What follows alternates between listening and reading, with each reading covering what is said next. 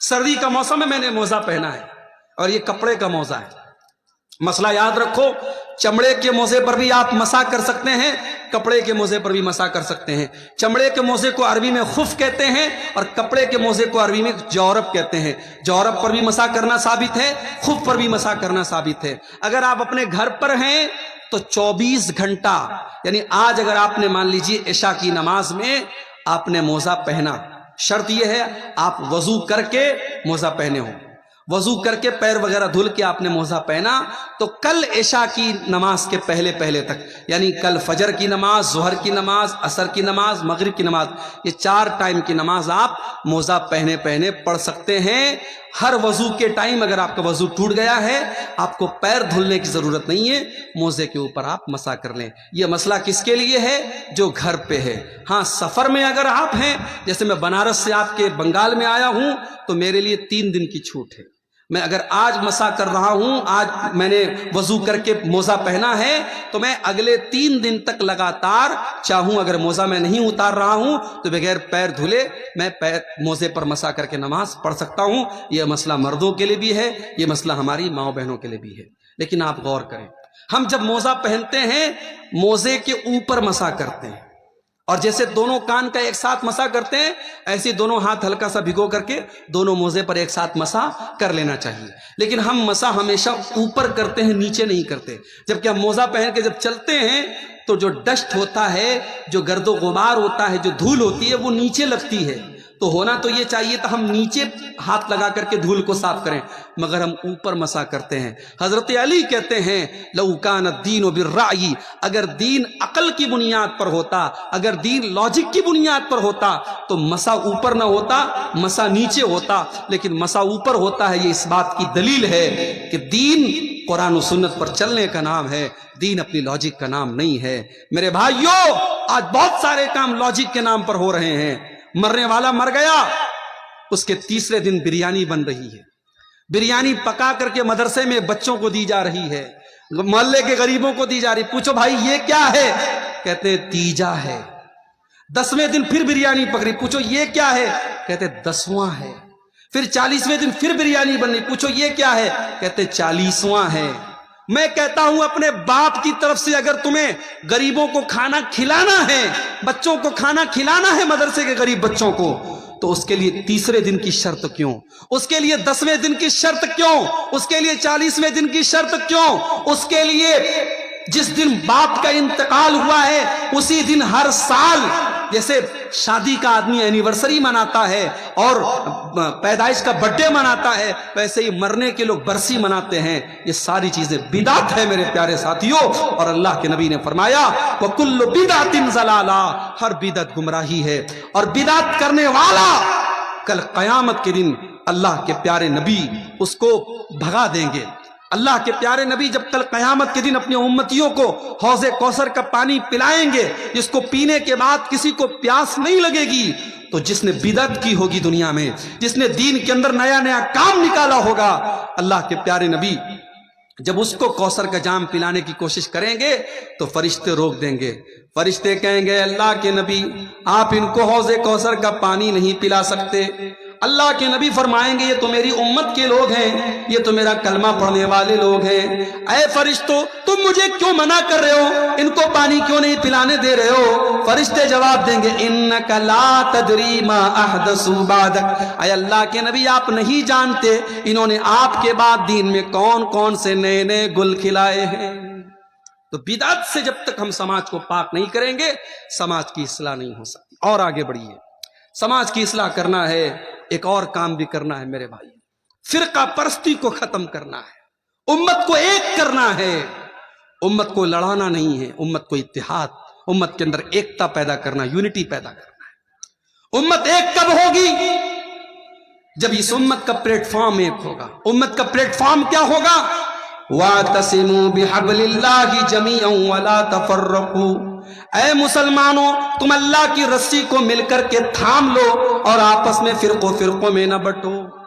ابھی فیس بک کے اوپر ایک ویڈیو آیا، واٹس ایپ کے اوپر ایک ویڈیو آیا، ایک مولوی صاحب تقریر کر رہے ہیں اور تقریر کے دوران یہ کہہ رہے ہیں او لوگو وہابی جس گھڑے میں پانی پی لے اس گھڑے سے پانی نہ پیا کرو، اس گھڑے کو توڑ دو۔ وہابی جس چارپائی پر بیٹھ جائے اس چارپائی کو توڑ دو، اس چارپائی پر نہ بیٹھو۔ وہ کہتے ہیں کہ کتا اگر تمہارے برتن میں منہ لگا دے تو کتے کا منہ لگایا ہوا برتن تو پاک ہو سکتا ہے، مگر یہ وہابی نبی کا گستاخ ہے، یہ وہابی نبی کی گستاخی کرتا ہے۔ اس وہابی نے جس برتن میں منہ لگا دیا اس برتن کو کبھی تم ہاتھ نہیں لگا سکتے۔ او لوگو اتنی نفرت کہاں سے لاتے ہو؟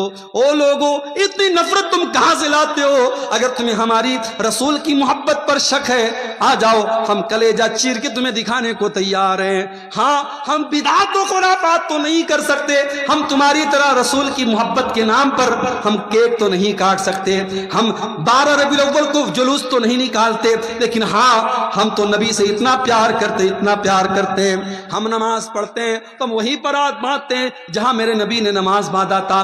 ہم اتحیات میں جب انگلی کو ہلاتے ہیں ہم وہیں پر انگلی کو حرکت دیتے ہیں جہاں پر ہمارے نبی نے حرکت دی تھی۔ ہم تو ہر کام نبی کے طریقے پر چلنے کی کوشش کیا کرتے ہیں۔ او لوگو اتنی نفرت نہ پھیلاؤ، یہ امت پہلے ہی آج بہت سارے ٹکڑوں میں بٹی ہوئی ہے، اس امت کے اندر پہلے ہی بہت سارے مسائل ہیں، اس امت کو مزید پریشان نہ کرو۔ میرے پیارے ساتھیو، آج تم مرغا کھا کھا کر کے اور بہترین کھانے کھا کھا کر کے تم لوگوں کو توڑنے کا کام کر رہے ہو، میرے نبی نے تو پتھر کھا کھا کے لوگوں کو جوڑنے کا کام کیا تھا۔ او لوگوں میرے نبی نے پتھر کھا کے جوڑا تھا اور تم مرغا کھا کر کے اور تم چکن کھا کر کے لوگوں کو توڑنے کا کام کر رہے ہو۔ او لوگوں میرے نبی نے تو اس امت کو کیا بنایا تھا؟ آپ نے فرمایا المومن للمومن کالبنیان یشد بعضہ بعضا۔ او لوگوں مسلمان کو مسلمان کا ہمدرد ہونا چاہیے، مسلمان کو مسلمان کی مدد کرنے والا ہونا چاہیے۔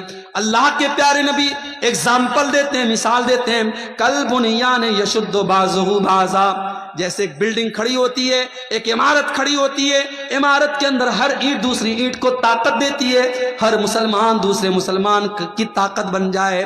فلسطین کے بچے مریں تو کلیہ چک کے مسلمان کو بھی درد ہو، اور دنیا کے کسی خطے میں مسلمان کا خون بہے تو بھارت کے مسلمان کو بھی تکلیف پہنچے۔ یہ ہوتا ہے اسلامی محبت اور اسلامی بھائی چارہ۔ میرے نبی نے یہ بھائی چارہ آپ کے اندر پیدا کیا تھا۔ اور میرے بھائیوں اتنا ہی نہیں، اللہ کے نبی نے یہاں تک فرمایا مثل المؤمنین فی توادہم وتعاطفہم وتراحمہم کمثل الجسد الواحد۔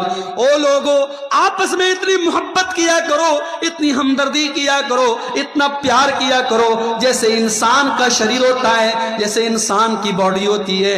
اذ اشتکا منہ عضو تداعی لہ سائر الجسد بالسہر والحمى۔ اگر بدن کے اندر کوئی ایک انگ بھی اگر بیمار ہو جاتا ہے سارا بدن بے چین ہو جاتا ہے، سارا بدن بخار میں مبتلا ہو جاتا ہے، پوری باڈی میں فیور ہو جاتا ہے۔ او لوگو جس طریقے سے انسان کا شریر ایک دوسرے سے کنیکٹڈ ہے، اے مسلمانوں تم ایک دوسرے سے کنیکٹڈ ہو جاؤ۔ اسی لیے ہمیں سلام سکھایا گیا۔ دنیا کے اور مذہب کے لوگ، ہمارے ہندو بھائی جب ملتے کہتے ہیں رام رام، جے شری کرشن۔ ہمارے عیسائی بھائی ملتے ہیں کہتے ہیں گڈ مارننگ، گڈ ایوننگ۔ ہمارے سکھ بھائی ملتے ہیں کہتے ہیں ست سری اکال۔ ان کے اپنے اپنے نعرے ہیں، مگر مسلمان جب ملتا ہے تو کیا کہتا ہے؟ السلام علیکم ورحمۃ اللہ وبرکاتہ۔ مسلمان یہ بولتا ہے، دشمن بھی سامنے آ جائے اللہ کے نبی نے فرمایا جسے تم پہچانتے ہو اسے بھی سلام کرو، جسے نہیں پہچانتے اسے بھی سلام کرو۔ جب ہم نے سلام کر دیا ساری نفرت تو ہوا ہو گئی، ساری نفرت تو مٹ گئی۔ جب میں نے اپنے دشمن سے کہہ دیا السلام علیکم ورحمۃ اللہ وبرکاتہ تو دشمنی تو میں نے تبھی ختم کر دی کیونکہ میں نے کہہ دیا اے میرے دشمن میں سلامتی کی دعا کر رہا ہوں تیرے لیے، میں رحمت کی دعا کر رہا ہوں تیرے لیے، میں برکت کی دعا کر رہا ہوں تیرے لیے۔ اتنی بڑی دعا جب میں نے دے دی تو پھر دشمنی کہاں رہ گئی؟ اسی لیے اللہ کے نبی فرماتے ہیں کہ میں تم کو وہ نسخہ بتاتا ہوں، او لوگو تم جنت میں نہیں جا سکتے جب تک تم ایک دوسرے سے محبت نہ کرو، اور میں تم کو بتاتا ہوں کہ وہ کون سا طریقہ ہے جب تم اس پر عمل کرو گے تو ایک دوسرے سے محبت کرنے لگو گے۔ افشوا السلام بینکم، آپس میں سلام کو بڑھاؤ، ایک دوسرے کو سلام کیا کرو، جتنا سلام کو بڑھاؤ گے اتنی محبت تمہارے اندر پیدا ہوگی۔ میرے بھائیوں سماج کی اصلاح کرنا ہے، نفرت کو ختم کرنا پڑے گا، فرقہ پرستی کو ختم کرنا پڑے گا۔ ٹھیک ہے مسلک کا اختلاف ہے، ہمارے بہت سارے مسلمان بھائی بہت ساری غلطیوں میں مبتلا ہیں. ہم پیار سے، محبت سے، اخلاق سے ان کی ہم اصلاح کریں گے، مگر ہم نفرت کا چورن نہیں بانٹیں گے، ہم نفرت کا پرچار نہیں کریں گے، ہم گلے لگ کر کے محبت کے ساتھ کام کریں گے. میرے بھائیوں، سماج کی اصلاح کرنا ہے، ایک اور کام بھی کرنا ہے. ابھی 2-3 ہفتہ پہلے جمعہ کا خطبہ میں نے اسی کلیا چک میں ایک جگہ پڑتی ہے مالدار پاڑا، وہاں پہ میں نے جمعہ کا خطبہ دیا، ٹائم دیا میں نے، لیکن مجبوری آ گئی. میرا پروگرام رات میں کھڑگپور میں تھا، ٹرین سے مجھے صبح وندے بھارت سے ہاوڑا سے آپ کے مالدہ اترنا تھا. ٹرین میری 5 منٹ میں لیٹ پہنچا، مس ہو گئی. میرا جمعہ بھی راستے میں چلا گیا، جمعہ میں نہیں پڑھا پایا. کل میرے پاس ایک میسج آیا، اسی مالدار پاڑا کے ایک نوجوان کا میسج آیا، اور اس نے کہیں سے میرا نمبر حاصل کیا. اسی لیے میں نمبر بھی عام طور سے نوجوانوں کو نہیں دیتا ہوں، کیونکہ مجھے معلوم ہے ہر طریقے کے لوگ ہوتے ہیں. میں جمعہ کے خطبے